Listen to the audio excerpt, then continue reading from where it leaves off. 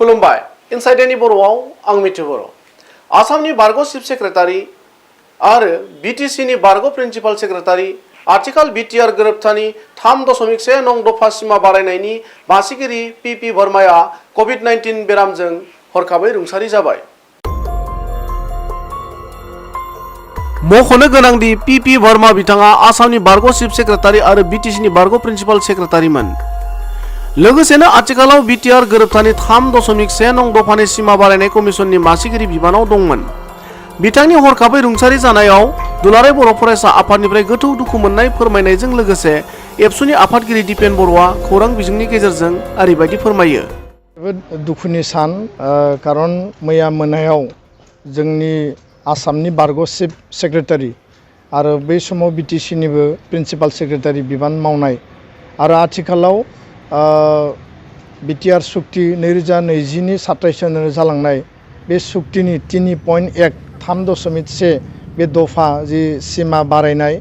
बा सिमा सोलाय सोल' खालामनाय बे बाउन्डारि कमिसननि चेयारमेन पि वर्माया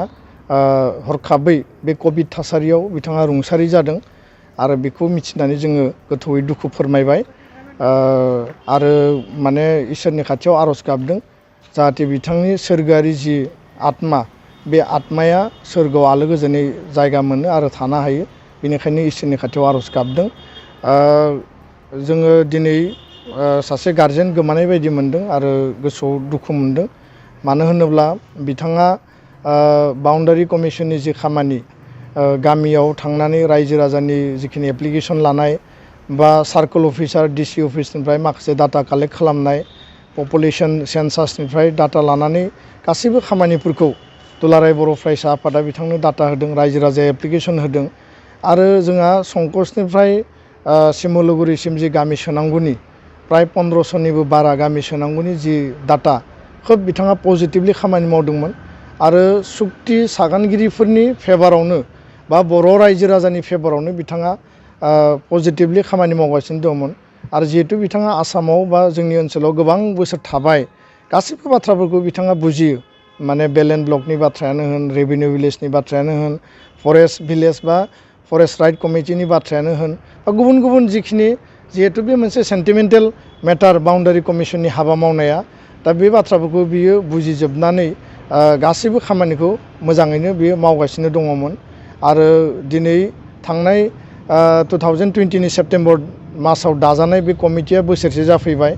आरो बियो रिकमेन्डेसन बा प्रतिवेदन होनोल' बाखि दङसैमोन, गासिबो मोनसे फाइनाल स्टेपआव फैबायमोन। दा बेबायदि समाव जोंनि खामानिया जोबहांहां बा फाइनाल स्टेजाव सफैनाय समाव बिथाङा जे हरखाबै रुंसारि जाबाय बे जोंनि थाखाय बिराद माने खहा आरो बे खहाखौ सुख'नो थाखाय जों आरो गोदानै माखासे बाथ्रा साननो दिनै बाध्य जासिगोन। दा बेखायनो बिथांनि जिउ गोमानाया जोंनि थाखाय गार्जेन गोमानाय बायदि आरो जोङो नैबे समाव आसाम सरकारखौ जोङो खावलायगोन जे बिथाङा जिहेतु हरखाबै जिउ गोमाबाय फैबाय थानाय समाव सासे मोजां बेक्ति सासे मोजां अफिसार जाय जोंनि सेन्टिमेन्ट जोंनि एकर्डनि स्पिरिट बाउन्डारि कमिसननि खामानिया जि मोनसे स्पिडआव थांदोंमोन खारन बियो 6 दानावनो जोबगौमोन आरो जोबनायनि माने मेकानिजमाबो क्लियारमोन। जिहेतु